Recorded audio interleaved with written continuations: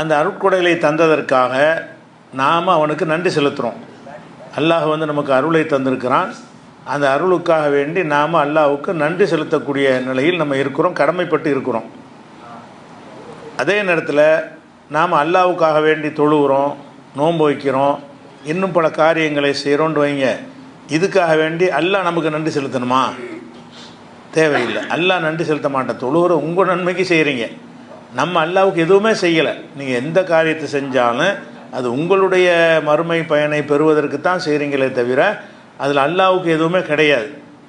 ஆனால் அல்லாஹ் என்ன செய்கிறான்னா, பல வசனங்களில் நான் ரொம்ப நன்றியோடு இருக்கிறவங்கிறான். அல்லாஹ் வந்து நன்றி உள்ளவன்னு சொல்லலாமா? நன்றினால என்ன அர்த்தம்னா, அவன் யார்கிட்டையும் உதவி வாங்குறான்னு அர்த்தமாயிரும். நான் ஒரு ஆளுக்கு 1 லட்ச ரூபாய் கொடுத்தவனே கொடுத்ததுக்கான நன்றி செய்வேனா? நான் ஒரு தந்திருக்கிறேன் நன்றி தெரிவிச்சுக்கிறேன்னு சொல்லுவானா? அவன் தான் தெரிவிக்கணும். எவனை மட்டும் வாங்கினானோ அவன் நன்றி தெரிவிப்பான். கொடுத்தவனே நன்றி தெரிவிப்பானா? 1 லட்ச ரூபா கையில் கொடுத்து விட்டு நன்றிங்க அப்படின்னு யாருமே சொல்ல மாட்டான். அப்போ அல்லாஹ் ரப்புல் ஆலமீன் கொடுக்குறவனாக இருக்கிறான். அவன் கொடுத்துருக்கும் பொழுது அவன் எந்த கூலியை தந்தாலும் அது நன்றி கிடையாது. நீ செஞ்சதுக்கு இறக்கப்பட்டு தரக்கூடிய ஒரு கூலி, ஒரு பரிசு, அப்படித்தான் எடுத்துக்கொள்ளணும். ஆனால் பல வசனங்களில் வந்து நன்றிங்கிற, நான் நன்றி உள்ளவனாக இருப்பேன் அப்படின்னு அல்லாஹ் சொல்லி காட்டுறான். உதாரணமாக 2வது சூறாவில் 158வது வசனம். அதில் அல்லாஹ் என்ன செய்கிறான்னு கேட்டால், இன்ன சஃபா உல் மருவத்தை மின் ஷாயிரில்லா. சஃபா மர்வா ஆகிய இரண்டும் அல்லாஹ்வுடைய சின்னங்கள். சஃபா மர்வான்னா மக்காவில் இருக்கக்கூடிய சின்ன மலை குன்றுகள், அது மறைச்சிட்டாங்க, வெறும் தர மாதிரி போட்டு வச்சுக்கிறாங்க. அந்த சஃபா மர்வா என்ற குன்றுகள் மின் ஷாயிரில்லா, அல்லாஹ்வுடைய புனித சின்னங்களில் உள்ளது. ஃபமன் ஹஜ்ஜல் பைத்தா விழத்தமர, யார் ஹஜ்ஜு உம்ரா செய்கிறாரோ ஃபலா ஜுனாஹ அலைஹி அன் யத்தவஃப பிஹிமா, அதில் தவாப் செய்வது வந்து குற்றமில்லை. குற்றம் நினச்சிக்கிட்டு இருந்தாங்க அந்த மக்கள். அதுக்காக வேண்டி அதில் போய் தவாப் இல்லை சை செய்கிறோம்ல சஃபா மர்வாவுக்கு மத்தியில், அது தப்பு இல்லை. ஏன்னா ஜாஹிலியா காலத்தில் இருந்த ஒரு செயல் இப்போ நம்மளும் செய்யலாமான்னு மக்கள் நினச்சிக்கிட்டு இருந்தாங்க. அதனால இல்லை குற்றம் இல்லைங்கிறான். குற்றம் இல்லைன்னா என்ன அர்த்தம்? அவசியம்தான். அது குற்றமில்லைக்கு எதுக்கு சொல்கிறான்னு கேட்டால் குற்றம்னு கருதுனாங்க. அந்த நேரத்தில் குற்றமில்லை என்று சொன்னால் அதனுடைய அர்த்தம் வேறையாக போயிடும். அதுக்கடுத்து எல்லாம் சொல்கிறான், ஒமன் தத்தவா ஹைரன், நல்ல காரியத்தை யார் மேலதிகமாக செய்கிறாரோ. ஹஜ் உம்ரா செஞ்சிட்டாரு, ஒரு ஹஜ்ஜுக்கு மேலே இன்னொரு ஹஜ்ஜு செய்கிறார், ஒரு உம்ராவுக்கு மேலே இன்னொரு உம்ரா செய்கிறாரு. அந்த விஷயங்களை யார் மேலதிகமாக செய்கிறாரோ ஹஜ் உம்ராவை, உமன் தத்தவா ஹைரன், யார் நல்ல காரியத்தை மேலதிகமாக கூடுதலாக கடமையாக்கப்பட்டதுக்கு மேலே அதிகமாக செஞ்சாரோ, அதை பற்றி அல்லாஹ் என்ன சொன்னோன்னா, ஃபைன்னல்லாஹ ஷாக்கிருன், அல்லாஹ் வந்து அதுக்கு நன்றி செலுத்துவேன். நீ நிறைய உம்ரா செஞ்சின்னா உனக்கு நான் நன்றி செலுத்துவேன், நிறைய ஹஜ்ஜு செஞ்சின்னா உனக்கு நன்றி செலுத்துவேன் அப்படின்றாக்க இந்த வசனம் சொல்லுகிறது. அப்போ அதிகமாக நம்ம செய்யக்கூடிய ஹஜ்ஜு உம்ரா வந்து அல்லாஹ்வுக்கு செய்கிற ஒரு உதவியா? நீங்கள் உலகம்லாம் சேர்ந்து நீங்கள் எல்லோரும் வணங்காட்டால் கூட அவனுக்கு ஒன்றும் இல்லைங்கிறாங்க ரசூல் ஸல்லல்லாஹு அலைஹி வஸல்லம். நீங்கள் எல்லாருமே சேர்ந்து அவனை நீங்கள் புகழ்ந்தால் கூட அவனுக்கு ஒரு சின்ன ஒரு அந்தஸ்து கூட போவதில்லை. அவனுக்கு எந்த ஃபாய்தாவும் இல்லை. அல்லாஹ் போட்டிருக்கிற அந்த கட்டளைகளை நம்ம செய்கிறது வந்து அல்லாஹ்வுக்கு செய்கிற நன்மைன்னு வராது. அது இறைத்தன்மைக்கு மாற்றமாக போயிடுது. இறைவன் வந்து மனிதனுக்கு நன்றி செலுத்தல் என்பது கடவுளுடைய இலக்கணத்துக்கே மாற்றமாயிடுது. ஆனால் அல்லாஹ் என்ன செய்கிறான்னு கேட்டால் நன்றி செலுத்துவேன் அப்படின்னு சொல்கிறான். இப்போ நன்றியை கொண்டு கருத்து என்னென்னு நேரடி அர்த்தம் கொடுக்கக்கூடாது. நன்றிங்கிறதுக்கு வந்து அதில் ஒரு சின்ன ஒரு அம்சத்தை மட்டும் எடுத்துக்கிறணும். நன்றி உள்ளவன், நன்றி செலுத்துகிறவன் என்ன செய்வான்? பெருதி உபகாரம் செய்வான். நன்றி செலுத்தின அன்னையை கொடுத்தா நாளைக்கு அவன் எனக்கு செய்வான். அதான நன்றிங்கிறது. இப்போ நன்றி செலுத்தல் என்பதில் வந்து அவன் ஒரு கூலியை தருவான் என்ற அர்த்தம் அதில் அடங்கி இருக்கிறது. நம்ம ஒரு மனிதனுக்கு நன்றி செலுத்துகிறோம்னு சொன்னால், நம்ம கஷ்டப்படும் போது உதவி செய்கிறான், அவனுக்கு செய்கிற சரியான நன்றி என்னென்னா அவன் கஷ்டப்படும்போது நம்ம உதவி செய்கிறதான். நன்றின்னு சொல்வது கிடையாது. அவன் கஷ்டப்படுவான், இதே மாதிரி நம்ம கேள்விப்படுவோம், அந்த அன்னி உதவி அப்படின்னு செய்கிறோம்ல, அதுதான் சரியான நன்றி. அப்போ நன்றியுடைய ஒரு அம்சம் என்னன்னு கேட்டால், அதை செய்தவர்களுக்காக வேண்டி நம்ம ஏதாவது பரிசுகளை வழங்குவது, கூலியை கொடுக்கறது அப்படிங்கிற அர்த்தம் நன்றியில் அடங்கியிருக்கிறது. அதில் வந்து அந்த பாதி நன்றிங்கிறத கழிச்சுட்டு அதில் உதவுதல் சேர்ந்துருக்கும்ல, நன்றிங்கிறதுல ஒரு உதவுதலும் சேர்ந்துருக்கும். அந்த உதவுதல்ங்கிறத மட்டும்தான் அங்கே எடுத்துக்கிறணும். அல்லாஹ்வுக்கு நீங்கள் அதிகமான வணக்கங்கள் செஞ்சீங்கன்னு சொன்னால் அதற்கு அல்லாஹ் கூலி தருவான், நன்றி தெரிவிப்பான்னா. நன்றினா அவனுக்கு தேவைண்ட ஆயிடுதுல. இந்த ஹஜ் உம்ரா ரொம்ப அவசியமான ஒன்றை நீங்கள் கொடுத்துட்டீங்க, கிடைக்காத உனக்கு கிடைச்சி போச்சு, அதனால் நன்றி செலுத்துகிறேன் அப்படிங்கிற அர்த்தம் அதுக்குள்ளே வந்துருங்கிறதுனால இந்த மாதிரி வரக்கூடியதெல்லாம் என்ன செய்வாங்கன்னு கேட்டால், நம்ம அகீதா பிறகு சிந்திச்சாலும் வழங்கினோம். பெரிய ஆலிமா அறிஞராக இருக்குன்னு அவசியம் கிடையாது. நம்ம அல்லாஹ்வை பற்றி உள்ள நம்பிக்கை சரியாக விளங்கி இருந்தோம்னு சொன்னால் இதுக்கு அந்த அர்த்தம் வராது. அல்லாஹ் வந்து நன்றி செலுத்த வேண்டிய தேவையே கிடையாது. நம்ம செய்கிற எல்லா விதமான வணக்கங்களை அவனுக்கு ஒரு நமக்குள்ளது தான். நம்ம எந்த வணக்கத்தை செஞ்சாலும் அது நம்முடைய நன்மைக்காகத்தான் நம்ம செய்கிறோமே தவிர அல்லாஹ்வுடைய கிரேடை கூட்டுவதற்காக நம்ம கூட்டவும் முடியாது. அப்படிங்கிறதுனால இந்த நன்றி செலுத்துறவன் என்கிற ஒரு வார்த்தை இந்த மாதிரி அல்லாஹ்வை பற்றி வரும்னு சொன்னால் அந்த இடங்களெல்லாம் அர்த்தத்தை மாற்றிடணும். அல்லாஹ் நன்றி செலுத்துவான் அப்படின்னா நன்றிலாம் செலுத்த மாட்டான், உங்களுடைய செயலுக்கு பிரதிபலன் தருவான், உங்களுடைய அமல்களுக்கு கூலி தருவான், பரிசு தருவான். பரிசு இதில் வராது, அதை தன்மைக்கு மாற்றம் கிடையாது. பெரிய மன்னர் கூட சாதாரண மக்களுக்கு பரிசு கொடுப்பார். பரிசு கொடுக்கறதுங்கிறது நம்ம ஒவ்வொருயாக மேற்கொண்டு நம்மளா ஒரு கருணை கொண்டு செய்கிற ஒரு காரியம். பரிசளிப்பவன் என்கிற ஒரு அர்த்தம் கொடுத்தோம்னு சொன்னால் அது இறைவனுடைய அந்த இறைவனை பற்றி நம்ம எப்படி நம்பணுமோ அந்த நம்பிக்கைக்கு உகந்த அர்த்தமாக இருக்கிறது. வேறு மாதிரி அர்த்தம் செஞ்சோம்னா அந்த நம்பிக்கைக்கு எதிரான அர்த்தமாகிடுது. இப்படி ஒரு விஷயம் 258 இருக்கிறது. அதே மாதிரி 147 வசனத்தில் எல்லாம் என்ன செய்கிறான்னு கேட்டால், மா எஃபாலுல்லாஹ் பி அதாபிக்கும், உங்களை அல்லாஹ் எதுக்கு தண்டிக்க போகிறான், இன் ஷக்கர்த்தும், நீங்கள் நன்றியோடு நடந்து கொண்டீர்களே ஆனால் உங்களை எதுக்கு அல்லாஹ் தண்டிக்கிறான், தண்டிக்க மாட்டான். வாமன்தும், நீங்கள் நன்றி செலுத்தி நம்பிக்கையோடு நடந்து கொண்டீர்களே ஆனால் உங்களை அல்லாஹ் அதாபு செய்ய மாட்டான் அப்படின்னு சொல்லிட்டு, இப்போ கானல்லாஹு ஷாக்கிரன் அலீமா, அல்லாஹ் ஷாக்கிராக, ஷக்கூர்னால் நன்றி செலுத்துகிறவன், ஷாக்கிர் என்றால் நன்றி செலுத்துகிறவன், அல்லாஹ் நன்றி செலுத்துபவனாக இருக்கிறான். அதனால் நீங்கள் நன்றியோடு நடந்து கொண்டீர்கள் என்று சொன்னால் நானும் நன்றி செலுத்துவேன், நீங்கள் என்னை நம்பி வாழ்ந்தீங்கன்னு சொன்னால் நான் உங்களுக்கு நன்றி செலுத்துவேன் அப்படின்னு அல்லாஹ் இந்த இடத்துலையும் தன்னை நன்றி உள்ளவன் என்று அல்லாஹ் சொல்லி காட்டுறான். அல்லாஹ்வுடைய அஸ்மா உஸ்னாவில் இது வரும். ஷக்கூருங்கிற ஒரு பேர் அல்லாஹ்வுக்கு இருக்குல்ல, ஷக்கூர் நன்றி செலுத்துவோன்ட்டு அல்லாஹ்வுடைய 99 பேர்கள்னு சொல்கிறாங்கல்ல, அதில் கூட நன்றி செலுத்துவோங்கிறது வரும். அதுக்கு அந்த அர்த்தம் தான் செய்யணும். குரானுக்கு மாத்திரம் இல்லை, அல்லாஹ் எதுக்கு நன்றி அவன் செலுத்துகிறான், அவனுடைய தன்மை என்ன, அது அர்த்தத்தில் கொண்டு அள்ளி தரக்கூடியவன், நம்முடைய உழைப்பை மதிக்கிறவன், நம்முடைய அமல்களுக்கு ஒரு மதிப்பளிக்கிறவன், மதிப்பளிக்க அவனுக்கு தேவையே இல்லை ஆனால் மதிப்பளிப்பான் அப்படிங்கிற ஒரு அர்த்தத்தை தான் அது கொடுக்கணும். அந்த மாதிரி வசனம் எது, கானல்லாஹு ஷாக்கிரன் அலீமா, அல்லாஹ் நன்றி செலுத்துவனாகவும் நன்கு அறிந்தவனாகவும் இருக்கிறான் அப்படின்னு 4வது சூறாவில் 147வது வசனத்தில் அல்லாஹ் சொல்லி காட்டுறான். அதே மாதிரி 64:17 வசனத்தில் இன் துகுரிலுல்லாஹ கரலான் ஹசனா, அல்லாஹ்வுக்கு நீங்கள் அழகிய கடன் கொடுத்தால், இதை பற்றி முந்தி விளக்கிட்டோம் அழகிய கடன் தான் என்னங்கிறது. இன் துகுரிலுல்லாஹ கரலான் ஹசனா, நீங்கள் அல்லாஹ்வுக்கு அழகான கடன் கொடுத்தீர்களேயானால் யுலாயிஃபுஹு லக்கும், அதை உங்களுக்கு பன்மடங்காக பெருக்கி தருவான். ஓ யஃபிர் லக்கும், உங்களை மன்னிப்பான் அப்படின்னு சொல்லிட்டு ஏன் இதை செய்கிறேன்னு கேட்டால், உல்லாஹு ஷக்கூருன், அல்லாஹ்வைய நான் நன்றி பாராட்டுறேன், எல்லாத்துக்கும் நன்றி செலுத்துகிறவனாக இருக்கிறேன், அதனால் நீங்கள் இவ்வளோ சிரமப்பட்டு தான தர்மம் செஞ்சீங்கன்னு சொன்னால் அதுக்கு நான் தராமல் இருக்க மாட்டேன், நன்றி செலுத்துவேன் அப்படின்னு அல்லாஹ் சொல்கிறான். இப்போ நன்றி செலுத்துவேன்னா அல்லாஹ்வுக்கு அந்த உதவியை நம்ம செஞ்சால் தான் நன்றி செலுத்தணும். அல்லாஹ் கொடுக்குற கடன் என்பது அல்லாஹ் கொடுக்குறது இல்லை. அல்லாஹ் கொடுக்குற கடனுக்கு அர்த்தமே என்னென்னு கேட்டால் ஏழைபாளையில் கொடுக்குறது, நல்ல காரியத்துக்கு கொடுக்குறது தான் அல்லாஹ் தனக்குரிய கடன் என்று என்ன செய்கிறான், எடுத்துக்கொள்கிறான். அப்படி இருக்கிறதுனால அப்போ நீங்கள் அல்லாஹ்வுக்கு அழகிய கடன் கொடுத்தீங்களே ஆனால் பன்மடங்காக பெருக்கி தருவான். எதனால் பன்மடங்காக பெருக்கி தர்றேன்னு கேட்டால் நான் நன்றி செலுத்துறவன். அப்போ நன்றி செலுத்துறவன் என்ன அர்த்தம், தாராள மனசு உள்ளவன் அர்த்தம், தாராளமாக அள்ளி தர்றவன், யாருடைய உழைப்பையும் வீணாக்க மாட்டேன்னு அர்த்தம். எந்த மனிதனுடைய உழைப்பும் வீணாக போகாது, சின்ன உழைப்பாக இருந்தாலும் பெரிய உழைப்பாக இருந்தாலும் அதுக்குரிய பிரதிபலனை தருவேன். அப்போ எங்கெல்லாம் அல்லாஹ் நன்றி அப்படின்னு நன்றின்னு வருகிற எல்லாத்துக்கும் அதான் அர்த்தம். அதே மாதிரி இன்னொரு இடத்துலையும் எல்லாம் நன்றியை பற்றி சொல்கிறான். 76வது சூறாவில் 22வது வசனம், எல்லாம் நான் சொர்க்கவாசிகளுக்கு எல்லாம் சொர்க்கத்தை கொடுத்துருவான். சொர்க்கத்தை கொடுத்துட்டு சொர்க்கவாசிகள்கிட்ட எல்லாம் பேசுகிறான். எப்படி, இன்னஹாதா கானலுக்கும் ஜஸா அன், இது உங்களுக்குரிய பிரதிபலனாக அமைந்திருக்கிறது, நீங்கள் துன்யாவில் செஞ்சீங்கல்ல அதுக்குரிய பிரதிபலன்.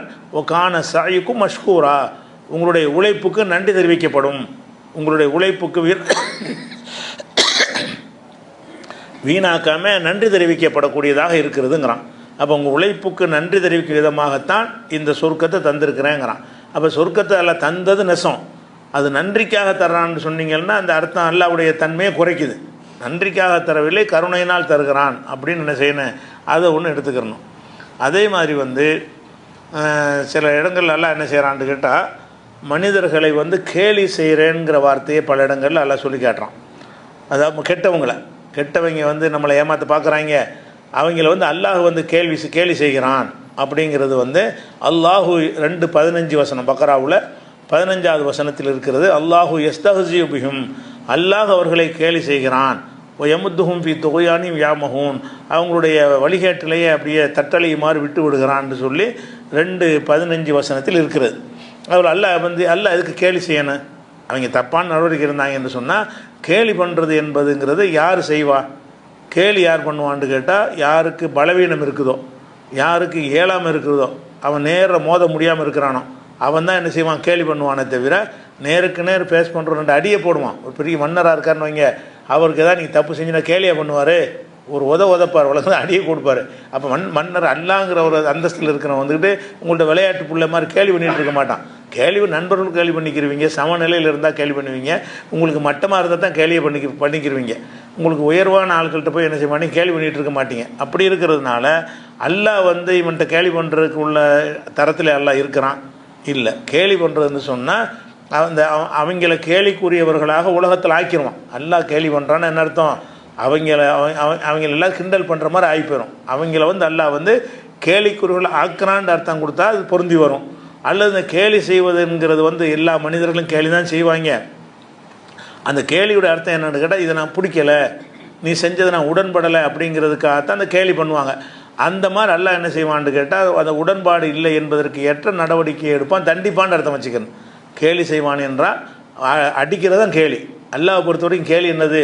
அடியை போடுறது தான் கேலிங்கிற மாதிரி வரணுமே தவிர தண்டிக்கிறது வைக்கணுமே தவிர அவன் கேலி பண்ணிக்கிட்டு நம்ம சரியாக உட்காந்து கிண்டல் பண்ணிக்கிட்டு இருக்கிறலாம் ஒன்றும் செய்ய முடியாதவன் செய்கிற வேலை. யாருக்கு எதிர்த்து ஒன்றும் செய்ய முடியாது, அவன் தான் கேலி பண்ணுவான். அந்த மாதிரி 2:15 வசனத்தில் அப்படி இருக்கிறது. அதே மாதிரி இந்த ரசூலுல்லாவுடைய காலத்தில் என்ன செய்வாங்கன்னு கேட்டால், தர்மம் செய்யக்கூடியவர்கள் ரசூலுல்லாட்ட உத்தரவு போடுவாங்க, உங்களால் ஏண்ட தர்மம் செய்யுங்கன்னு. வசதி உள்ளவங்க பெருசு பெருசாக தர்மம் செய்வாங்க. வசதி இல்லாதவங்க என்ன செய்வாங்கன்னா அவங்களால இயன்றதை கொண்டாந்து கொடுப்பாங்க. சில ஆளுக்கு என்ன செய்வாங்கன்னா உடல் உழைப்பு செஞ்சு அதில் ஒரு 10 ரூபாயை கொண்டாந்து கொடுப்பாங்க. ஒரு மூட்டை தூக்கிட்டு என்ன செய்வாங்க? தர்மம் செய்யணும் நம்ம கடமை, பணக்காரன் தான் செய்யணுன்ற அவசியம் கிடையாதுன்னு அந்த ஏழை மக்கள் என்ன செய்வாங்கன்னா அதை கொண்டாந்து கொடுப்பாங்க. இன்னும் சில பேர் என்ன செய்வாங்கன்னா அவங்களுடைய பேரிச்சம்பழ குலைகளை கொண்டாந்து தொங்க விடுவாங்க. அதெல்லாம் மட்டமாக உள்ளதாக இருக்கும். அவங்களுக்கு ஏதோ ஒரு செல்வந்தர்கள் கொடுத்துருப்பாங்க, இதை வச்சுக்கிறங்கன்னு. அது தரமான பழக்குலையாக இருக்காது. அதை கொண்டு பள்ளிவாசலில் தொங்க போடுவாங்க, யார் ஒன்றாலும் எடுத்து சாப்பிட்டு போவாங்க. அந்த மாதிரி உள்ளது. அந்த மாதிரி செய்கிறவங்களை என்ன செய்கிறாங்கன்னா அந்த முனாஃபிகள் கிண்டல் பண்ணுறாங்க, இதெல்லாம் தர்மம் செய்ய, இதான் தேவையா, இதான் தர்மமா அப்படின்னு சொல்கிறாங்க. ஏன்னா இவங்க கொடுக்குறது 10 ரூபாய் ஒவ்வொருத்தரும் 1000 ரூபா கொடுக்குற இடத்துல ஒருத்தர் 5 ரூபா ஒருத்தர் எப்படி இருக்கும்? எல்லோரும் 1000 ரூபா எழுதுகிறாங்க ஒரு காரியத்துக்கு, நமக்கு ஒரு 5 ரூபா போட்டுக்கிறோம். 5 ரூபா 5000 இல்லை, வெறும் 5 ரூபா போட்டுக்கிறங்கன்னு அது கேவலமாக பணம் இல்லையா? அது அந்த மாதிரி என்ன செய்கிறாங்கன்னா பார்க்கக்கூடாது. அந்த பார்த்துருக்குறாங்க, இப்படி பார்க்குறது தப்பு. அவனுக்கு என்றது அவன் கொடுக்குறான்னு சொல்லி அது கிண்டலுக்குரியது ஆக்கக்கூடாது, அதை மதிக்கணும். சின்ன தொகையை கொடுத்தாலும் அது என்ன செய்யணும்? மதிக்கணும். ஆனால் உலகத்தில் அப்படி இருக்குதுல்ல. இதே மாதிரி முனாஃபிக்கள் என்ன பண்ணுறாங்கன்னு கேட்டால், மூமின்களில் சதக்கா செய்யும்போது அவங்களோட அற்பமான தர்மம் செய்கிறவர்களை கேலி செய்கிறார்கள், குத்தி காட்டுகிறார்கள். அதே மாதிரி உழைத்து சம்பாதித்து தர்மம் செய்கிறாங்கல்ல, அவங்க கம்மியாக தான் கொடுப்பாங்க. அவங்களுடைய தர்மத்தையும் குறை செய்கிறார்கள் என்று சொல்லிட்டு அல்லாஹ் அப்போ சொல்கிறான், அவர்கள் இவங்களை கேலி பண்ணுறாங்க, நான் அவங்கள கேலி பண்ணுவேன் அப்படின்னு அந்த இடத்துல எல்லாம் பயன்படுத்துகிறான். இவங்க அந்த ஏழைகளை கேலி செய்கிறார்கள், நான் இவன் இந்த பணக்காரங்களை நான் கேலி பண்ணுறேன் அப்படின்னு சொல்கிறான். எப்படி சொல்கிறான்? அல்லதீன யல்மிஸூனல் முத்தவ்விஈன மினல் முஃமினீன ஃபி ஸதகாத், தான தர்மங்கள் செய்யும் பொழுது மூமின்களில் மேலதிகமாக செய்யக்கூடியவர்களை குறை சொல்கிறார்கள். வல்லதீன லா யஜிதூன இல்லா ஜுஹுதஹும், உழைப்பை தவிர வேறு ஒன்றும் இல்லாமல் இருப்பாங்களே அவங்களுடைய தர்மத்தையும் கேலி செய்கிறார்கள். உழைப்பு தான், காசு பண்ண இருப்பு இருக்காது, உழைச்சியதை சம்பாதிச்சதும் தர்மம் செய்வாங்க. இதை குறை சொல்கிறார்கள். எஸ்ஹரூன மின்ஹும், அவர்களை கேலியும் செய்கிறார்கள். கம்மியாக கொடுக்குற ஆட்கள் என்ன செய்கிறாங்க? குத்தியும் காட்டுறாங்க, கேலியும் பண்ணுறது, கிண்டல் பண்ணி சிரிச்சுக்கிறது, அவர் கொடுக்குற பாரு அப்படின்னு சிரிக்கிறது. அந்த மாதிரி கிண்டல் பண்ணுறாங்கன்னு சொல்லிவிட்டு அதுக்கு அல்லாஹ் என்ன செய்கிறான்னா, சஹிரல்லாஹு மின்ஹும், அவங்கள அல்லாஹ் கேலி பண்ணுறான்.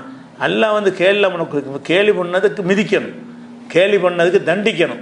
கேலி பண்ணிக்கிட்டு இருக்கக்கூடாது. அவனுக்கு என்றது கேலி, அல்லாவுக்கு என்றது அதுக்கு தண்டனை தான் கொடுப்பான். அல்லாஹ் கேலி பண்ணுறான்னா அது ஈக்குவல் ஆகாது.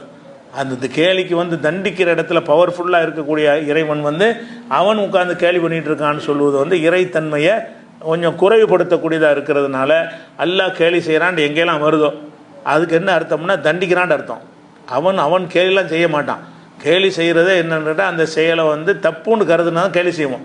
ஒருத்தன் செய்கிற செயல் நமக்கு பிடிக்காட்டி தான் கேலி பண்ணுவோம். அவள் பிடிக்காத காரியத்தை நீ செய்கிறாய் என்று நான் எடுத்துக்கொண்டு அதுக்கு நான் தண்டிப்பேன் அப்படிங்கிறத கேலி செய்வேங்கிற வார்த்தையை கொண்டு இறைவன் சொல்கிறான். நேரடி அர்த்தம் கொடுக்க முடியல. நேரடி அர்த்தம் தான் அதில் கேலின்னு வந்தாலும் நம்ம இறைத்தன்மைன்னு விளங்கி வச்சுருக்கோம்ல, அதனோட கம்பேர் பண்ணிட்டு பார்க்கணும்.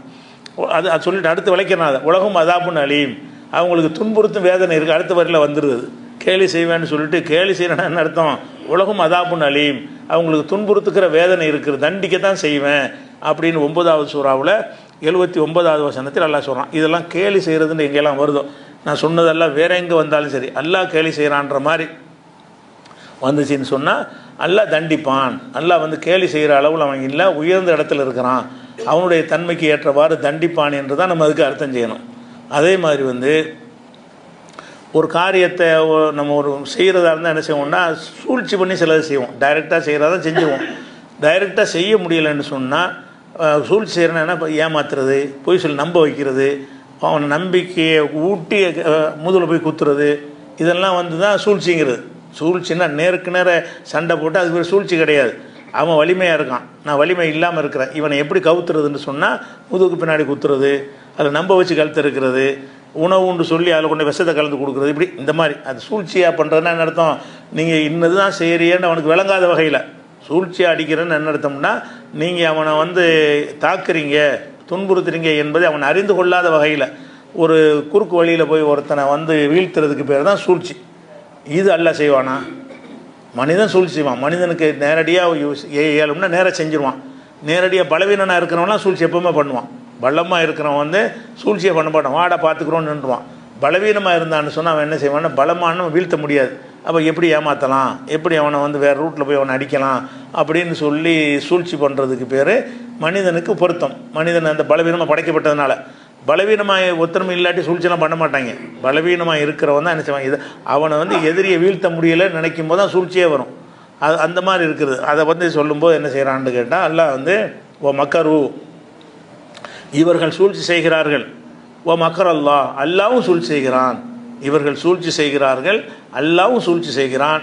ஒல்லாஹு ஹைருல் மாக்கிரீன், சூழ்ச்சி செய்வதில் நான் தான் சிறந்த ஆள்னு வர சொல்கிறான். சூழ்ச்சி செய்கிறது மட்டும் இல்லை, ஹைருல் மாக்கிரீன், சூழ்ச்சி செய்பவர்களே நான் மேலானவன், பயங்கரமாக சூழ்ச்சி பண்ணுவேன் அப்படின்னு 3வது சூறாவில் ஒரு 54 வசனத்தை சொல்கிறான். இது கூட எதுக்கு சொல்கிறான்னு கேட்டால் ஈசா நபியை வந்து கொல்லுவதற்காக பிளான் பண்ணாங்க. பல பொய் திட்டங்கள்லாம் போட்டு அவரை ஏமாற்றி கொண்டு வந்து அவரை என்ன செஞ்சாங்க, அவரை கொல்லுவதற்காக சிலுவையில் அரைஞ்சி அந்த மாதிரி செய்ய நினச்சாங்க. ஆனால் அல்லாஹ் நினைஞ்சிட்டான், அவர் மாதிரி வேற ஒரு ஆள் மாறாட்டம் பண்ணி இது அல்லாஹ் செஞ்ச வேலை, இது சூழ்ச்சிலாம் கிடையாது. அல்லாஹ் என்ன செஞ்சான்னா அவரை சிலுவையில் அறைய போறியா அப்படின்னு சொல்லி வேற ஒருத்தனை வந்து அவரை காட்டி கொடுத்த ஒருத்தனுக்கான அவனையே வந்து இயேசு மாதிரி ஈசா மாதிரி அந்த வடிவத்தை கொடுத்து அவரை தான் இழுத்துக்கிட்டு போய் நினைஞ்சாங்க.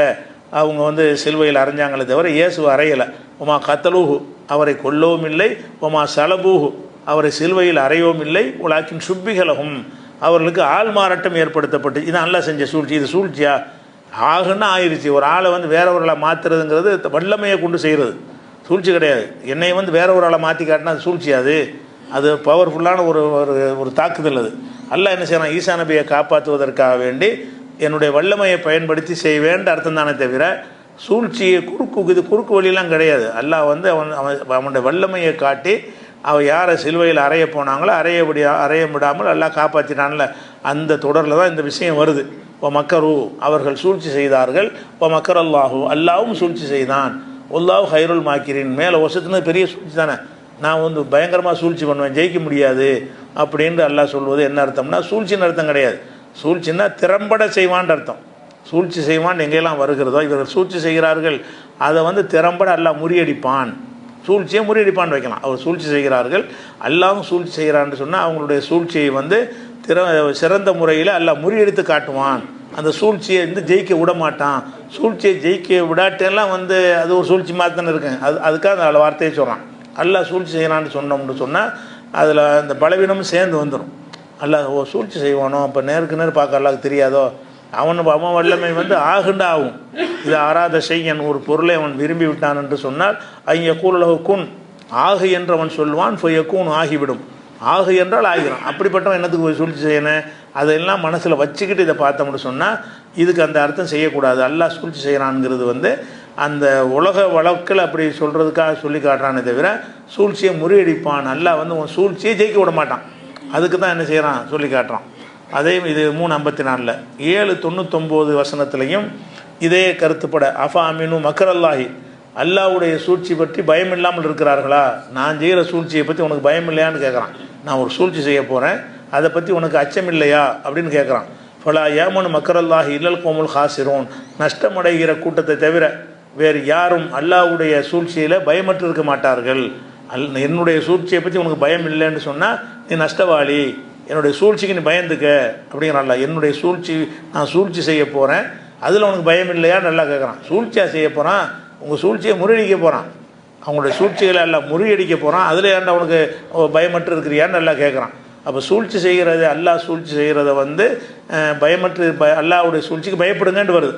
அல்லாஹ்வுடைய சூழ்ச்சிக்கு பயமற்று இருக்கிறார்களாண்டா என்ன அர்த்தம்? பயப்படணும், அல்லாஹ் சூழ்ச்சி செஞ்சிருவான்னு பயப்படணும்னு வருது. சூழ்ச்சி செஞ்சிருவான்னு கிடையாது, தண்டிப்பான்னு பயப்படுறதான். அல்லாஹ் வந்து எந்த ஒன்றுக்கும் பதிலடி கொடுப்பான், பதிலடி கொடுப்பான்ங்கிறத சொல்கிறதுக்கு பதிலாக அல்லாஹ் என்ன செய்கிறான்? அதை சூழ்ச்சிங்கிற வார்த்தையை பயன்படுத்துகிறான் 7:99 வசனத்தில். அதே மாதிரி வந்து ரசூல் ஸல்லல்லாஹு அலைஹி வஸல்லம் அவர்கள் வந்து ஹிஜ்ரத்து செஞ்சு மக்காவிலேருந்து மதீனாவுக்கு போகிறாங்க. பயந்து தான் போகிறாங்க, ஏன்னா கொல்றதுக்கு முடிவு பண்ணிட்டாங்கல்ல. கொல்வதற்கு முடிவு பண்ணதுனால ரகசியமாக அபூபக்கர் அழைச்சிக்கிட்டு யாருக்கும் தெரியாத மாற்றுப்பாதையில், வழக்கமாக மதீனாவுக்கு போகிற பாதை இல்லாமல் வேறு ஒரு பாதை வழியாக போய் குகையில் சில நாட்கள் தங்கி இருந்து அவங்க தேடிக்கிட்டு ஓஞ்சி போன பிறகு மறுபடி புறப்பட்டு போய் மதீனாவில் சேர்ந்துட்டாங்க. அவங்க தங்கியிருந்த குகைக்கும் கூட வந்துட்டாங்க. குகைக்கு கூட வந்து எட்டிலாம் பார்க்குறாங்க, எல்லாம் வருது, குரானில் வருதில்ல. அப்போ அபூபக்கர் என்ன செய்வார்? அல்லாஹ்வுடைய தூதரை வந்துட்டாங்க, குனிஞ்சு பார்த்தாங்கன்னா நம்மளை பார்த்துருவாங்க அப்படின்னு சொல்லும் பொழுது ரசூல் என்ன செய்வாங்க? கவலைப்படாத, அல்லாஹ் வந்து நம்மோட இருக்கிறான் அப்படின்னு சொல்லி அவங்க கண்ணில் படாமல் அல்லாஹ் வந்து காப்பாற்றி எந்த ஒரு பயமும் இல்லாமல் நிம்மதியான முறையில் போய் சேர்ந்துட்டாங்க. இது அல்லாஹ் சூழ்ச்சிங்கிறான். அவங்க சூழ்ச்சி பண்ணாங்க, எதுக்கு? இவரை காலி பண்ணனுக்கு சூழ்ச்சி பண்ணாங்க. நான் வந்து காப்பாற்றுறதுக்கு திட்டம் வகுத்தேன்னு வச்சுக்கிறேன், சூழ்ச்சி பண்ணேன்னு சொல்லக்கூடாது. நான் காப்பாற்றுறதுக்கு ஒரு வேலையை செஞ்சேன், என்ன மாதிரி வேலையெல்லாம் செஞ்சோமோ அதை அவங்களுடைய கண்ணுக்கு வந்து குனிஞ்சு பார்க்க முடியாத அளவுக்கு மாற்றி விட்றான்ல, அது மாற்றி விட்டது சூழ்ச்சி கிடையாது. அவனோட வல்லமையை பயன்படுத்தி உள்ளத்தில் ஒரு அந்த எண்ணத்தை போட்டு விட்டு எல்லாம் என்ன செய்கிறான்? எதிரிகளிடமிருந்து காப்பாற்றுறான். இது எம்குரு பிக்கல்லதீன கஃபரு, இந்த நிராகரிப்பவர்கள் நபியை உமக்கு எதிராக சூழ்ச்சி செய்த போது சிந்தித்து பாருங்கள்.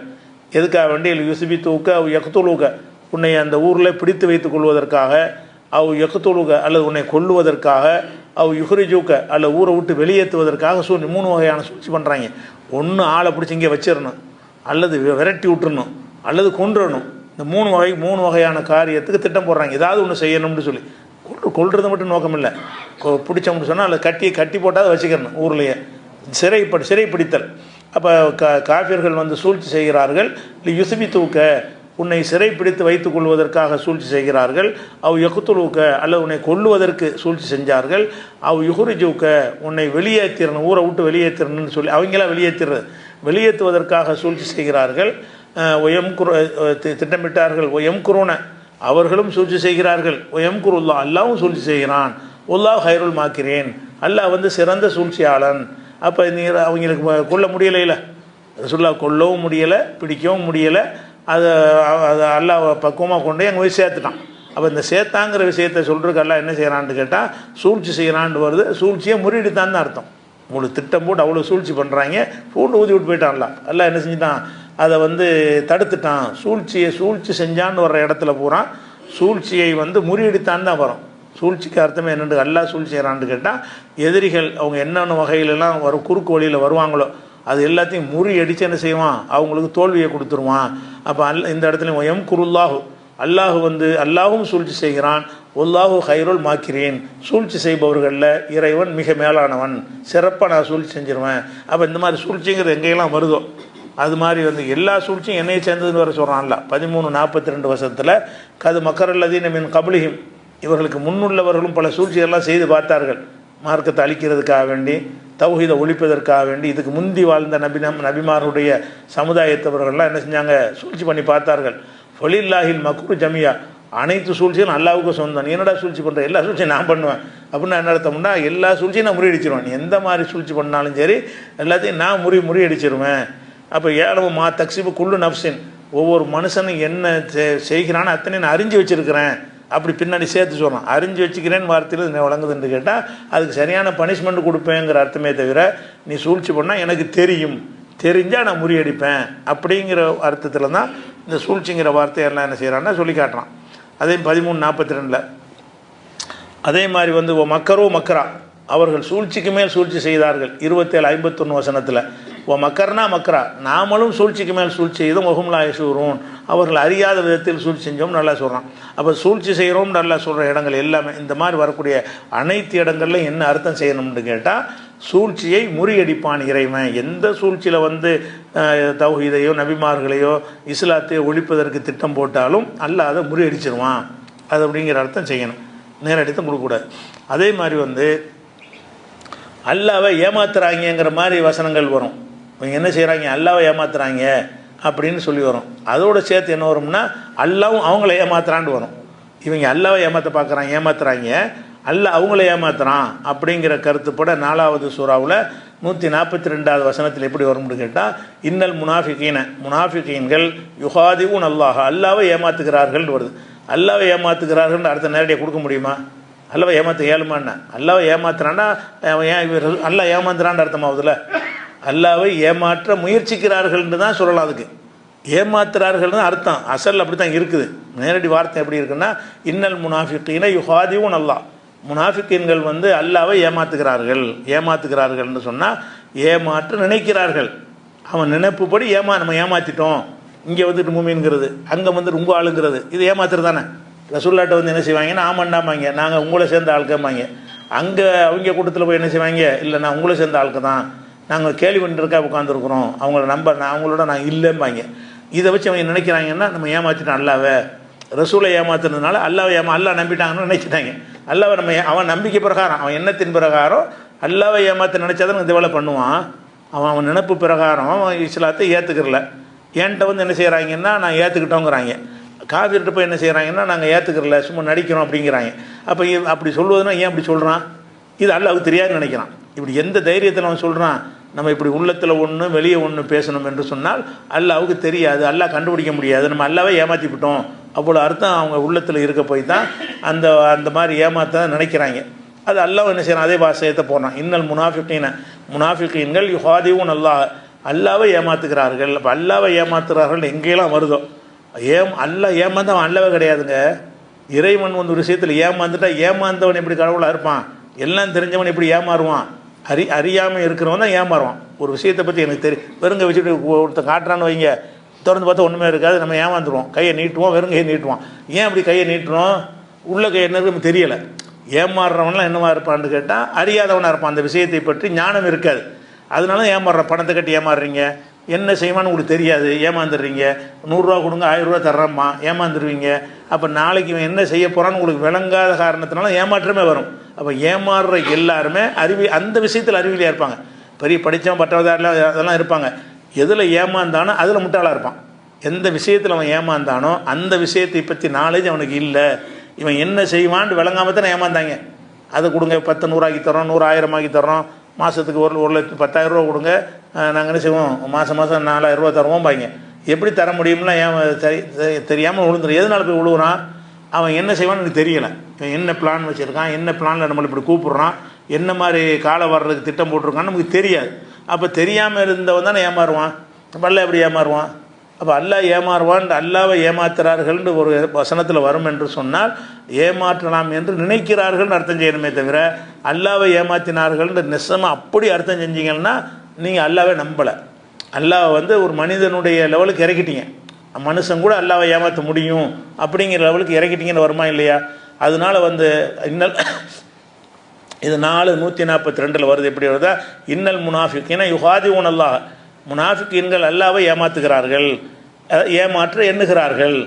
ஏமாற்றுகிறார்கள் நேரடி அர்த்தம்.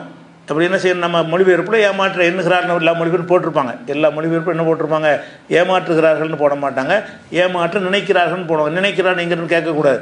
எங்கே இருக்குன்னா நம்ம கொள்கை அதை சொல்லுது. அல்லாஹ் வந்து தன்னை பற்றி குரானில் என்ன அறிமுகப்படுத்துகிறானோ அதுக்கு ஏற்றவாறு தான் ஒரு சொல்லுக்கு அர்த்தம் செய்யணும். அல்லாவை ஏமாற்ற முடியாதுங்கிறது பேசிக்காக அல்லாஹ் அடித்தளத்தை போட்டுட்டான். அப்படி சொல்லிவிட்டு ஏமாத்துறாங்கன்னு சொன்னால் ஏமாற்ற நினைக்கிறாங்கன்னு அர்த்தம் கொடுக்கணும் அப்படின்னு வந்துடுது. அதே மாதிரி வந்து ஒஹுவ ஹாதிவுகும், அது தொடர்ச்சி அல்லாஹ் சொல்கிறான். ஆனால் அல்லாஹ் அவர்களை ஏமாத்துகிறான்னு வருது. அவங்க அல்லாவை ஏமாத்துறாங்க. ஓஹுவ அல்லாஹ் வந்து ஹாதிவுஹும் அவர்களை ஏமாத்துகிறான். அல்லாஹ் அவங்களை ஏமாத்துறான்னு என்ன அர்த்தம்னு கேட்டால், இவங்க சொன்னது நம்புகிற மாதிரி நடந்துக்கிறான்ல அல்லாஹ். இவங்க ஏமாத்துறாங்க, பொய்யா தான் சொல்கிறாங்க. ரசூல்லா என்ன செஞ்சாங்க, அவன் சொல்கிற நம்பி அப்படியா சரி பண்ணுறாங்க. அப்போ ரசூல்லா ஏமாத்துனா அல்லாஹ் ஏமாத்தியாச்சுன்னு அர்த்தம். அப்போ இவங்க ஏமாத்துற நினைக்கிறாங்க, அல்லாஹ் என்ன செய்கிறான், ஏமாந்த மாதிரி காட்டிக்கிறான். ஒவ்வொரு ஹாதிவுகும் அல்லாஹ் அவர்களை ஏமாத்துக்கிறான்னு என்ன அர்த்தம்னு கேட்டால், இவன் ஏமாத்துறதுல வந்து அல்லாஹ் தெரியாத மாதிரி, அவன் சொல்கிற நெசங்கிற மாதிரி அல்லாஹ் வந்து ஒன்று அடிக்க மாட்டேங்கிறான்ல. இவங்க சொல்கிறாங்க, அதுக்கு தண்டனை ஒன்று கொடுக்கல, மறுமையில் அதை கொடுப்பான்.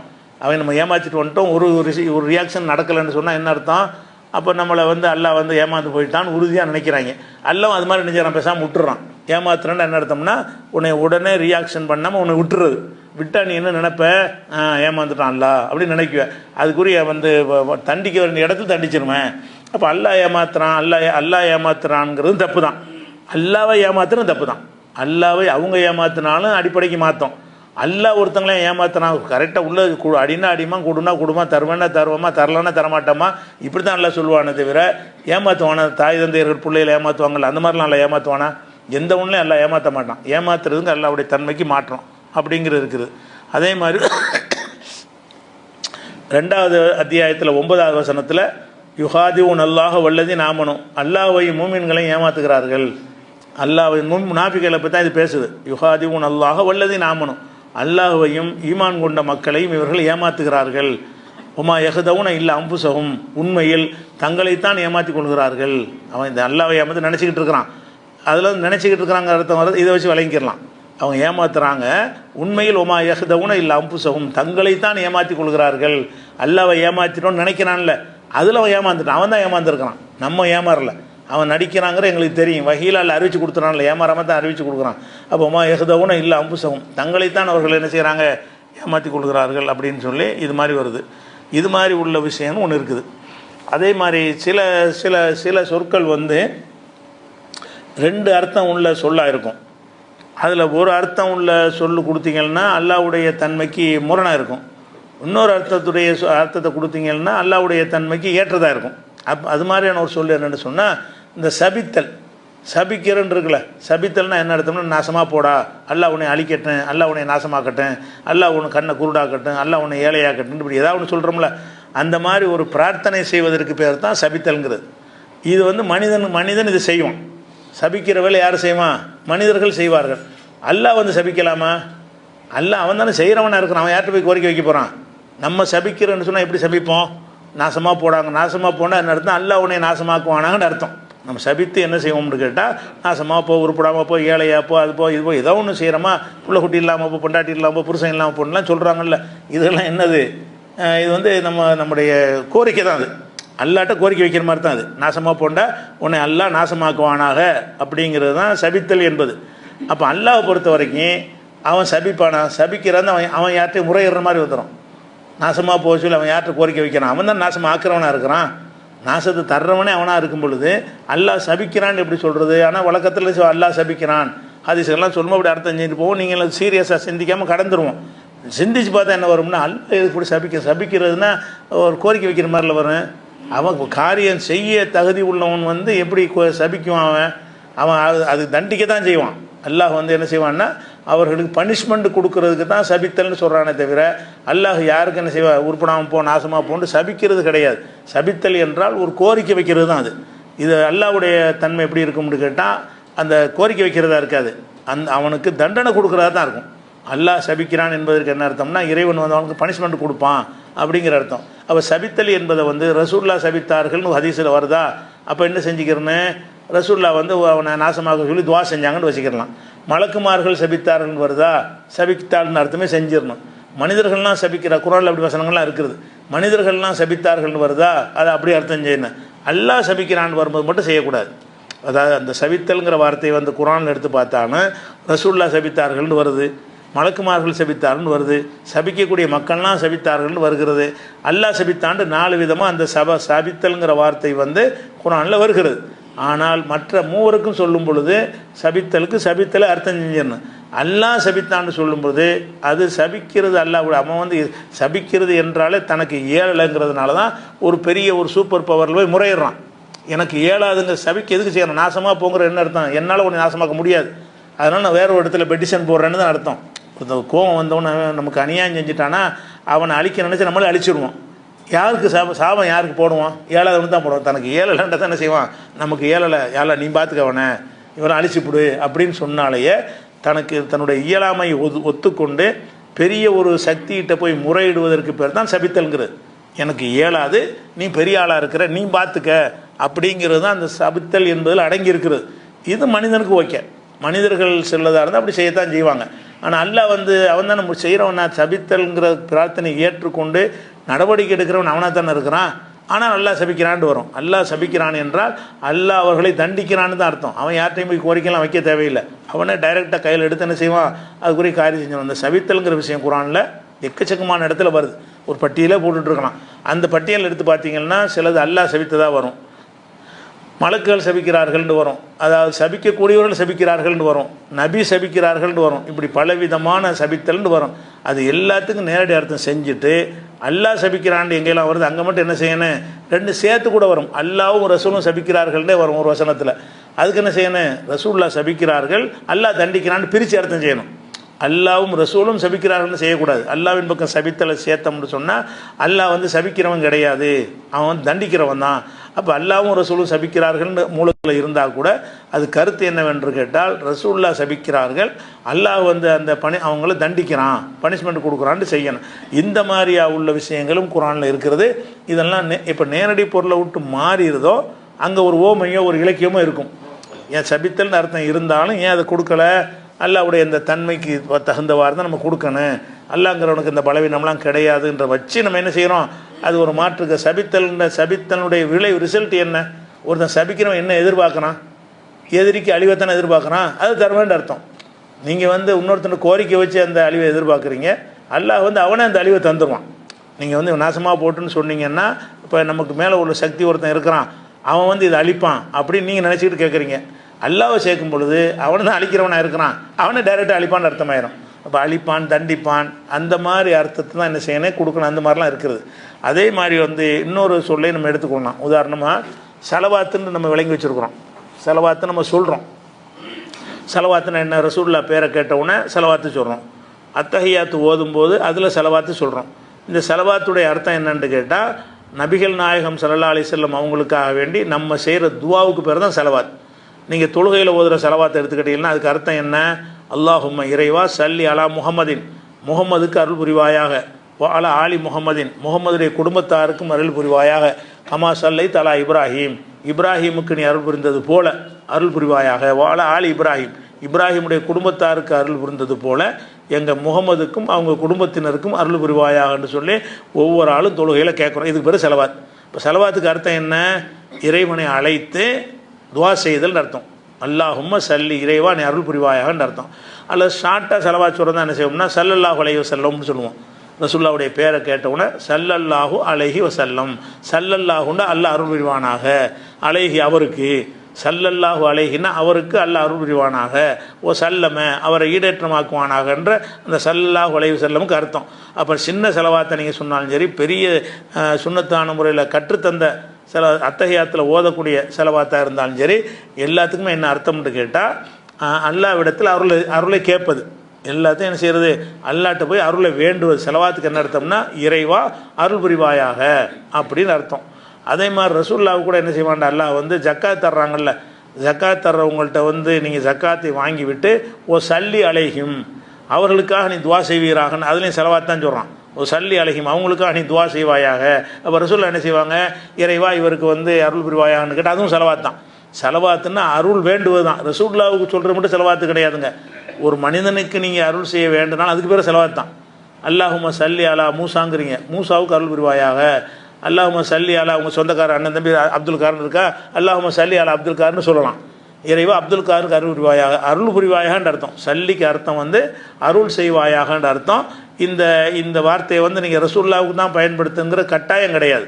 ரசூலுல்லாஹ்வுக்கும் பயன்படுத்துகிறோம், எந்த மனிதருக்கும் பயன்படுத்தலாம். ரசூலுல்லாஹ் என்ன செய்வாங்கன்ற ஜக்காத் தந்தாங்கன்னா அல்லாஹும்ம சல்லி அலைஹி, இறைவா இவருக்கு அருள் புரிவாயாகன்னு ரசூலுல்லாஹ் ஸலவாத் சொல்லிடுவாங்க. அதே மாதிரி அபு அவுஃபான்னு ஒருத்தர் வருவார், அல்லாஹும்ம சல்லி அலா அபி அவுஃபா, அபு அஃபாவுக்கு இறைவா அருள் புரிவாயான்னு ரசூல்லா சொல்லுவாங்க. அப்போ ஒரு நபருக்கும் நம்ம செலவாத் ரசூல்லா நமக்கு சொன்ன மாதிரி ரசூல்லாவே பல பேருக்கு செலவாத் சொல்லியிருக்கிறாங்க. இப்போ செலவாத்துக்கு என்ன அர்த்தம்னு கேட்டால், இறைவா நீ அருள் செய்வாயாகன்ற அர்த்தம். எந்த செலவாத்தாக இருந்தாலும் சரி அதில் என்ன அர்த்தம் இருக்கு? அல்லாவை கூப்பிட்டு இறைவா நீ இவருக்கு அருள் செய்வாயாக, யார் பேரை போட்டுக்கிட்டீங்களோ, அல்லாஹும்ம சல்லி அலா முஸ்தஃபானா முஸ்தபாவுக்கு அருள் செய்வாயாக, அல்லாஹும்ம சல்லி அலா இப்ராஹிம்னா இப்ராஹிம் நபி வந்துடுவாங்களா, நபி இல்லா ஒரு ஆள் பேரை போட்டுக்குங்க. அல்லாஹும்ம சல்லி அலா சிக்கந்தர்னு போடுறீங்க, சிக்கந்தருக்கு அருள் செய்வாயாகனா அது நீங்கள் அவருக்கு செலவாத் சொல்கிறீங்கன்னு அர்த்தம். இதுதான் செலவாத்துக்கு அர்த்தம். ஆனால் குர்ஆன்ல அல்லாஹ் என்ன செய்வான்டா, சில இடத்துல அல்லாஹ் செலவாத் சொல்கிறான்னு வரும். அதான் இதெல்லாம் அப்படி செஞ்சுட்டு போயிடலாம். நீங்கள் ரசூல்லா செலவாத் சொல்கிறாங்க, நீங்கள் செலவாத் சொல்கிறது, நான் செலவாத் சொல்கிறதுனா நம்ம துவா செய்யத்தானே செய்வோம். ரசூல்லா செலவாத்து சொல்கிறாங்கன்னா அவங்க துவா செய்வாங்க. ரசூல்லாவுக்கு நீங்கள் செலவாத் சொல்கிறீங்கன்னா நீங்கள் துவா செய்வீங்க. மலக்குமார்கள் செலவாத் சொல்கிறாங்கன்னா அவங்களும் துவா செய்வாங்க. எல்லாருக்கும் இது பொருந்தது. யாரோட சேர்த்து நீங்கள் செலவாத்துங்கிற வார்த்தை யூஸ் பண்ணாலும் அதுக்கு வந்து துவா செய்தார்கள்ங்கிற அர்த்தத்தை கொடுக்கறது பொருந்தும். இப்போ அல்லாஹ் செலவாத் சொல்கிறான்னா அல்லாஹ் வந்து அல்லாஹ் உட்காந்துக்கிட்டு அல்லாஹ்மன்னு வேற ஒரு அல்லாஹ் கூப்பிட்றானா, அல்லாஹ் செலவாத்து சொல்கிறான்னா என்னவாயிரு, இதே வார்த்தை அல்லாஹ் சொல்கிறான்னு வந்துடு. எப்படி அல்லாஹும்ம சல்லி அலா முஹம்மதின், அல்லாஹ் கூப்பிட்றானா இறைவா நீ முகமதுக்கு அருள் புரிவாய்னா இன்னொரு அல்லாஹ் இருக்கானா? அப்போ அல்லாவே இதை சொல்கிறான்னா என்னவாயிரும்னு கேட்டால் அல்லாஹுக்கு மேலே ஒரு அல்லாஹ் இருக்கிற மாதிரி அந்த அல்லாவை இந்த அல்லாஹ் கூப்பிட்ற மாதிரி அர்த்தமாவதா இல்லையா? அப்போ அல்லாஹும்ம இறைவா சல்லி அலா முஹம்மதின், முகமதுக்கு அருள் புரிவாயாக, இதுதான் சலாத்துக்கு அர்த்தம். இது அல்லாஹ் சொல்வான்னு சொல்ல முடியுமா? அப்போ இவங்க பயான் பண்ணுவோம் அஜர்த்தமாக சொல்லுவாங்க, ரசூலுல்லாஹ் எப்படிப்பட்டது, அல்லாவே அவருக்கு சலாத் சொல்லி கொண்டிருக்கிறாம்பாங்க. அல்லாஹ் இதை விளங்காமல், அர்த்தத்தை விளங்காமல் இது என்ன அர்த்தத்தில் யூஸ் பண்ணப்படுது, அதை ரசூலுல்லாஹ் போய் அல்லாஹ் போய் செலவாத்து சொன்னால் ஷிர்காகி போயிருமே, பயங்கர குஃபராயிரும். அல்லாஹ் செலவாத்து சொல்கிறான்னு சொன்னீங்கன்னா என்ன ஆயிரும், அந்த கருத்தை நாடி சொன்னீங்கன்னா நம்ம விலைக்கு புரிஞ்சுக்கிட்டு அந்த கருத்தில் இல்லாமல் சொன்னால் வராது. நேரடி அல்லாஹ் உட்காந்துட்டு செலவாத்து சொல்கிறான்னா அப்போ அல்லாஹ் வந்து யாரையும் கூப்பிட்றானா, அப்போ யாரையோ கூப்பிட்டு அருளை வேண்டுகிறானான்னு அர்த்தம் வருமா இல்லையா? அதனால வந்து அல்லாஹ் செலவாத்து சொல்கிறான் அல்லாவோட சேர்ந்தால் அருள் செய்கிறான்னு அர்த்தம். மலக்குகளோட சேர்த்தா அருளை வேண்டுகிறார்கள் அர்த்தம். மனுஷனோட சேர்த்திங்கன்னா அருளை வேண்டுகிறார்கள். அப்போ அல்லாஹ் செலவாத்து சொன்னான்னு அரபியில் வருதுன்னு வைங்க, நீங்கள் அர்த்தம் தமிழில் எப்படி செய்யணும்னு கேட்டால் அல்லாஹ் அருள் புரிகிறான், மலக்குகள் செலவாத்து சொன்னார்கள் வருதா அருளை வேண்டுகிறார்கள், நபிமார்கள் மனிதர்கள் செலவாத்து சொன்னார்கள்னா அருளை வேண்டுகிறார். அல்லாஹ் தவிர யாருக்கு சொன்னாலும் சரி, அல்லாஹ் தவிர யாருக்கு நீங்கள் செலவாத்து சொன்னாலும் சரி அருள் வேண்டுதல் அப்படின்னு அர்த்தம்.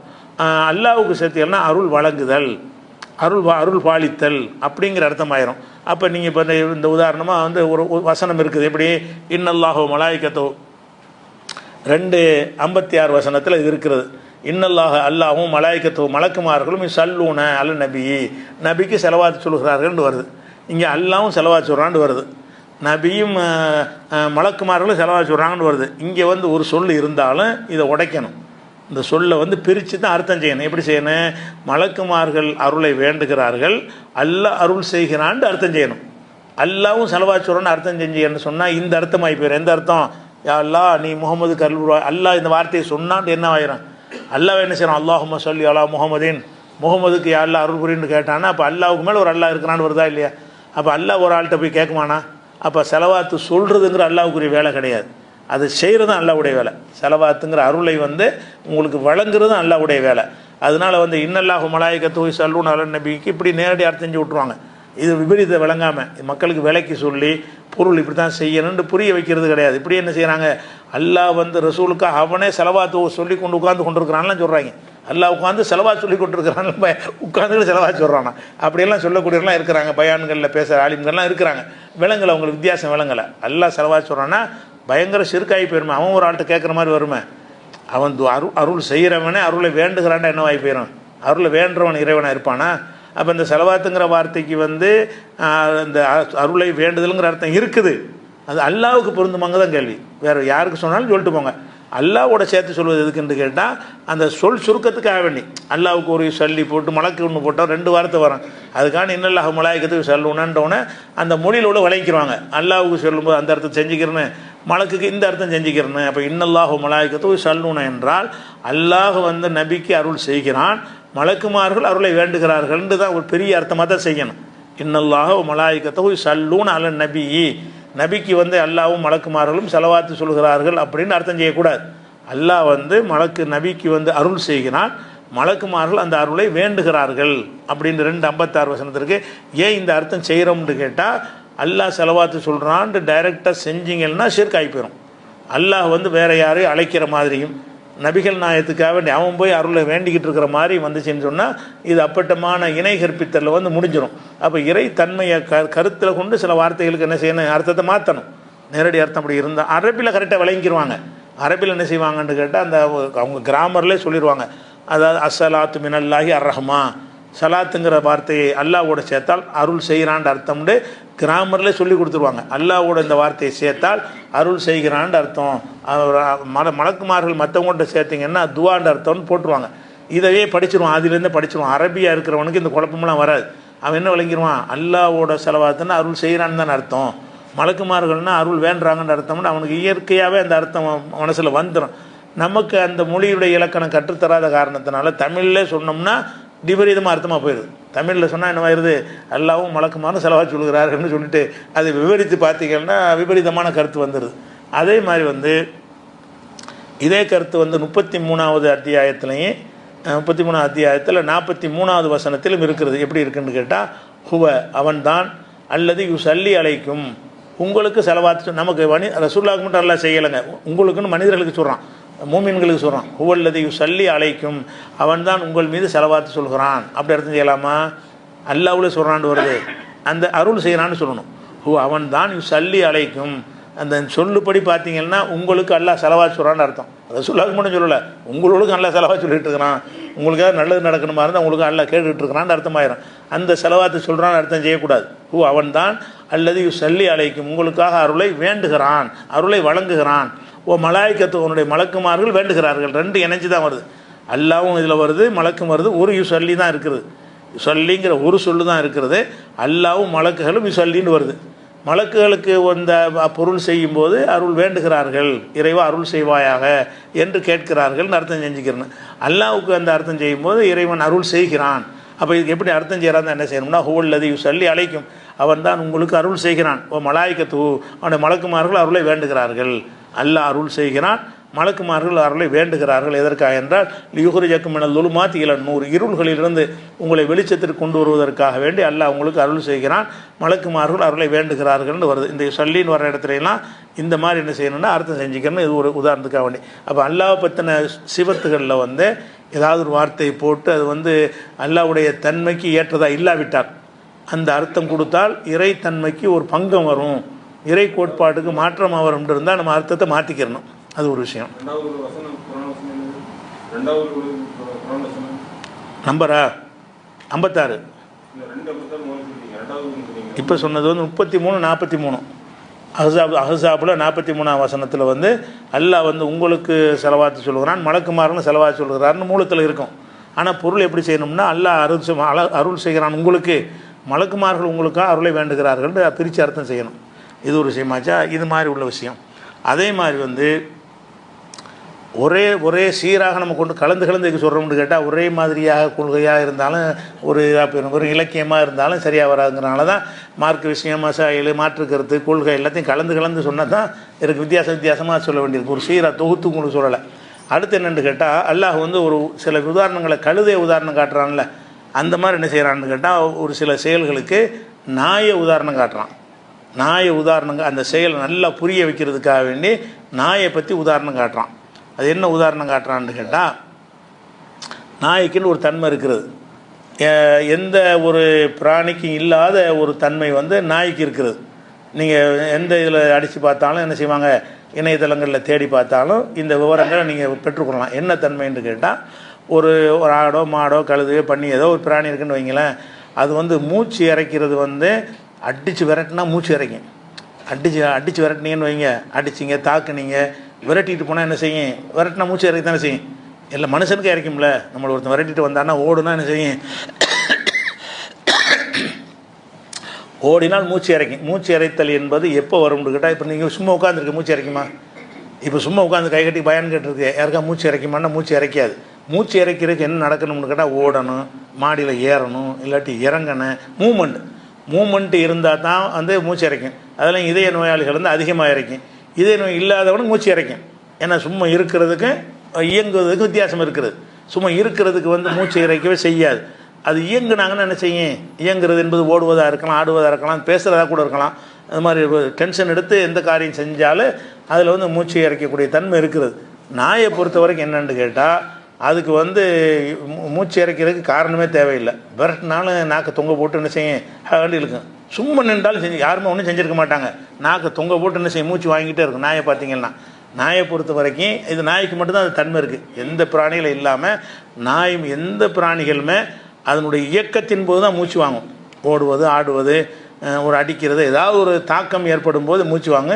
சும்மா இருந்து அது வாடு படுத்து கிடக்கும், ஒன்றுமே செய்யாது, மூச்சுலாம் வாங்காது. இந்த நாய் என்ன செய்யணும்னு கேட்டால் அடித்தாலும் மூச்சு வாங்க, அடிக்காமல் சும்மா விட்டு நீ பார்த்துட்டு இருந்தாலும் நாக்கை தொங்க போட்டுட்டு இப்படி போயிட்டு ஒரு மூச்சு வாங்கிட்டே இருக்கும்.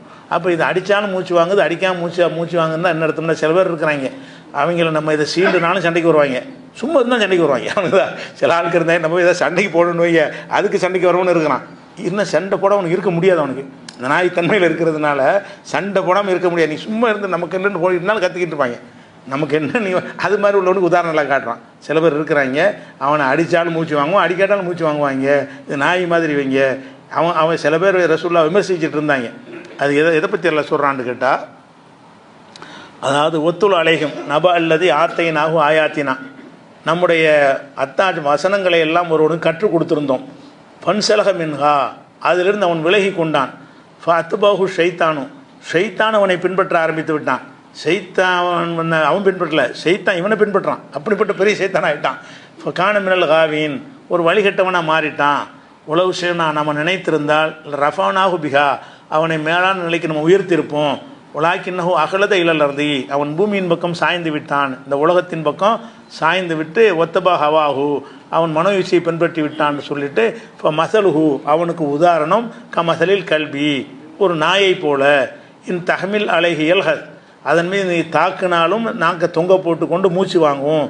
அவ் தத்ருகு, ஒன்றும் செய்யாமல் விட்டாலும் எல்ஹத், அதே விளைய செய்யும். நீ வந்து அடித்தாலும் அது மூச்சு இறைக்கும், அடிக்காமல் விட்டாலும் மூச்சு இறைக்கும். தாலிக்கு மசலுல் கௌமில்லதின கதபு ஆயாத்தினா, நம்ம வசனங்களை நிராகரிக்கிறாங்கல்ல அவங்களுக்கு உதாரணம் இதுதான். அப்போ இஸ்லாத்தை எதிர்க்கிற அந்த காஃபிர்கள் இருந்தாங்கல்ல, அவங்க வந்து சும்மா இருந்தாலும் ரசூலுல்லாஹ் சும்மா இருந்தாலும் வந்து அடிப்பாங்க. ரசூலுல்லாஹ் வந்து அவர் ஏதாவது எதிர்த்து பிரச்சாரம் பண்ணாலும் அடிப்பாங்க, சும்மா போயிட்டு இருந்தாலும் அடிப்பாங்க. பிடிக்கலன்னு வந்துச்சுன்னு நினச்சிவாங்க. அதுக்கு அவனுக்கு அந்த தாக்கத்தை ஏற்படுத்துன்னு அவசியம் கிடையாது. என்னென்னு இருந்தாலும் தாக்கணும்ன்ற மைண்ட் செட் ஆகிருக்கு சில பேருக்கு. அந்த மாதிரி இருக்கிறவங்களுக்கு இதான் உதாரணம்னு நல்லா சொல்லி காட்டுறான். இது எதை பற்றி சொல்கிறான்னு கேட்டால், ரசூலுல்லாஹ்வுடைய காலத்தில் உமையா பின் சல்த்துன்னு ஒரு ஆள் இருந்தார். உமையா பின் சல்த்துன்னு சொன்னால் அவர் பயங்கரமான ஒரு அறிவாளி, பெரிய கவிஞர். ரசூலுல்லாஹ் காலத்தில் இருந்தார், பெரிய கவிஞர். கவிஞர் மட்டும் இல்லை, பல வேதங்களையும் கற்றறிந்த அறிஞர். பல வேதங்களையெல்லாம் முந்தைய வேதங்கள்லாம் கற்றறிந்து அறிஞர். அவருடைய கவிதைலாம் எப்படி இருக்கும்னு கேட்டால், அப்படி தௌஹீது கொப்பளிக்கும். ஒரு இறைவன் தான் இருக்கிறான் என்பதற்கு உரிய உதாரணங்கள், அந்த மாதிரி வார்த்தைகளை போட்டு என்ன செய்வார், கவிதையெல்லாம் ஏற்றுவார்.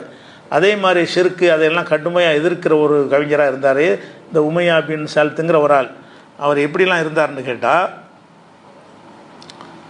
காத உமையா பின் அபி சல்த் யுஸ்லிம, இந்த உமையா பின் அபி சல்த் வந்து இஸ்லாத்துக்கு வந்துடுவாரோ என்கிற அளவுக்கு நெருக்கமாக இருந்தார் ரசூலுல்லாஹ் சொல்கிறாங்க. இந்த உமையா பின் அபி, அவருடைய வார்த்தையை படித்தோம்னு சொன்னால், அந்த இஸ்லாமிய ஒரு பார்வையில் இருக்கிறவன் எழுதினால் எப்படி இருக்குமோ, தௌஹீதில் சிந்தனையில் இருக்கிற ஒருத்தன் கவிதை எழுதினால் அதுக்கு மாற்றமானதெல்லாம் எழுத மாட்டான்ல, அதுக்கு ஏற்ற மாதிரி தானே எழுதுவான். அந்த மாதிரி அவனுடைய கவிதையெல்லாம் பார்த்து ரசூலுல்லாஹ் சொல்கிறாங்க, யுஸ்லிம, அவன் இஸ்லாத்தில் வருவதற்கு ரொம்ப நெருங்கி விட்டான்னு சொன்னக்கூடிய செய்தி வந்து புகாரியில் 3841வது ஹதீஸ்லையும் 6147வது ஹதீஸ்லையும் இருக்கிறது.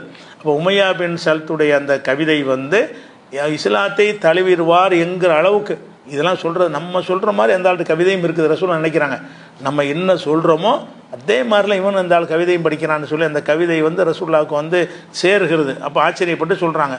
அதே மாதிரி வந்து எந்தளவுக்கு அவனுடைய கவிதை பிரபலியம்னு சொன்னால், அரபுகள் முழுவதும் அவனுடைய கவிதை பெறணும். அவர் ஒரு கவிதை ஏற்றி காபாவில் தொங்க விட்டார்னு சொன்னால் அது வந்து என்ன செய்யணும், காற்றாக பரவிடும், மின்னல் மாதிரி எல்லா பக்கத்துமே சேர்ந்துடும். அதை எடுத்து திருப்பி படிப்பாங்க. கேட்க நல்லா இருக்கிறதுனால அந்த பிரபல்யமான கவிஞர்களுக்கு அப்படி எடுத்து சொல்லுவாங்கள்ல, அந்த மாதிரி உள்ள அந்தஸ்தில் உள்ளாள்.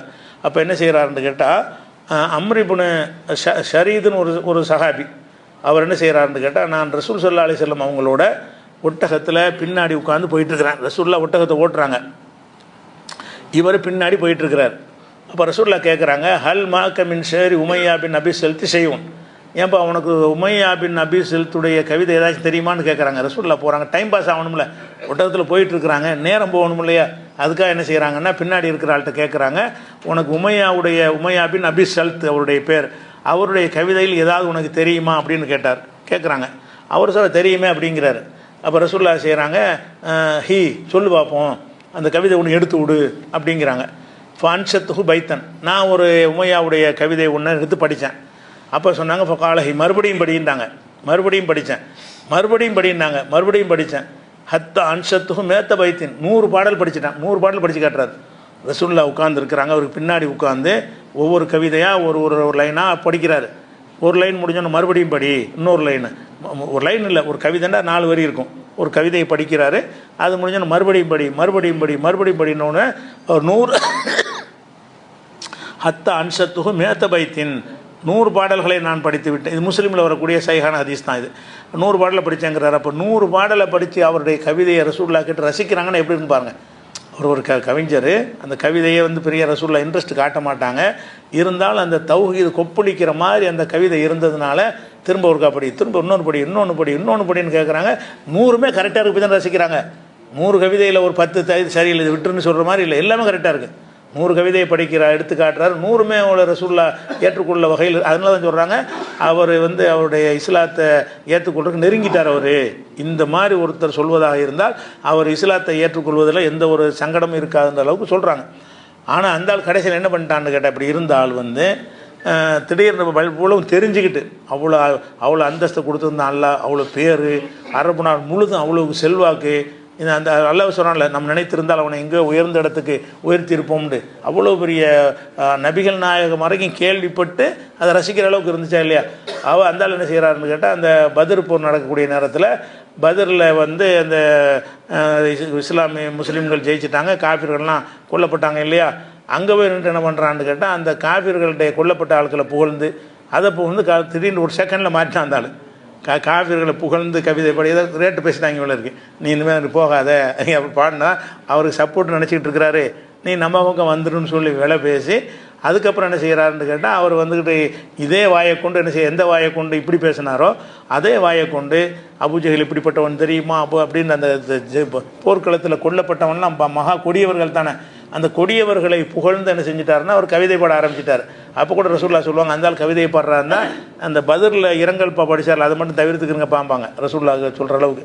அப்போ இந்த ஒரு இது எதை சொல்லுதுங்கிறதுக்கு பல கருத்துக்கள் சொன்னாலும் இருக்கிறதுல இதான் சரியான அறிவிப்பாக இருக்குது. இந்த உமையா பின் சல்த்தை பற்றி தான் இருக்குதுன்னு சொல்லி அப்துல்லா இப்னு அம்ர் அவர்கள் அறிவிக்கிற செய்தி தான் ஒரு ஆதாரமாக இருக்குது. அந்த மாதிரி இருக்கிறதுனால இவன் என்ன செய்கிறான்னா, கொடுக்குற காசுக்கு பேசுகிற ஆள், ஒரு நிலைப்பாடு இல்லாத ஆள், கொடுத்தாலும் பேசுவான் கொடுக்காட்டாலும் பேசுவாங்கிற மாதிரி உதாரணத்தை காட்டி நாய் உதாரணம் காட்டணும். நமக்கு தேவை நாய்ங்கிறது தான். இந்த நாய் எதுக்கு உதாரணம் காட்டுறாங்கன்னா, நாய்க்கு மூச்சரிக்கை காரணம் தேவையில்லை. இப்போ காரணம் இல்லாமல் என்ன செய்வாங்க, இவன் அப்படி மாறுவதுக்கு என்ன காரணம், இது வரைக்கும் நான் விளங்காமல் இருந்தேன் இப்போ விளங்கிட்டு அது காரணம் சொன்னான், ஒரு காரணமும் கிடையாது. திடீர்னு சொல்லுவான், திடீர்னு நாளைக்கு மாறுறான்னா என்னதுக்கு, அவன் நிலைப்பாடு இல்லாதவனாக இருக்கிறாங்க. அப்போ நிலைப்பாடு இல்லாமல் இருப்பவர்களை உதாரணம் சொல்வதற்கு நாயை அல்லாஹ் இப்போ தமிழ்லையும் நாய் உதாரணம் காட்டுவாங்க, நாயுடைய வாழை சொல்லுவாங்க. அல்லாஹ் பேசிக்கான தன்மையை சொல்லி காட்டுறான். நாய் வாழை நிமித்த முடியாதுமாங்க, ஒருத்தன் திருத்தவே முடியலன்னு வைங்களேன், நாய் வாழை நிமித்த முடியுமா, அது வளைஞ்சிருக்கும்ல, நிமித்தவே முடியாது, யாராலையும் நிமித்தினா உடஞ்சி போயிடும். அப்போ நாய் வாழை நிமிர்த்த முடியுமான்னு பல மொழி தமிழில் இருக்குது. இவங்க வாழை மட்டும் இவங்க பார்க்குறாங்க, படைச்சவன் என்ன செய்கிறான்டா அந்த தன்மையை பார்க்குறான், அது நாயுடைய தன்மை தான் தன்மை அப்படின்னு சொல்கிறான். இந்த மாதிரியான ஓமைகள் குர்ஆனில் நிறைய இருக்குன்னு சொல்லலாம்.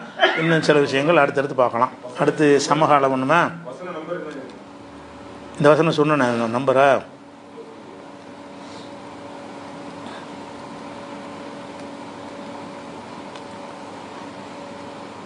ஏழில் 176 7வது சூறாவில் 176வது வசனம் குறிச்சிக்கிறங்க.